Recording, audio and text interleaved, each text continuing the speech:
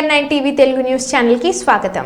Telangana Hyderabad Jubilee hills నివాసంలో ముఖ్యమంత్రి రేవంత్ రెడ్డిని మర్యాదపూర్వకంగా కలిసిన ఏపీ పీసీసీ అధ్యక్షురాలు వైఎస్ షర్మిల. ఈ సందర్భంగా ఆమెను శాల్వా కప్పి సత్కరించారు.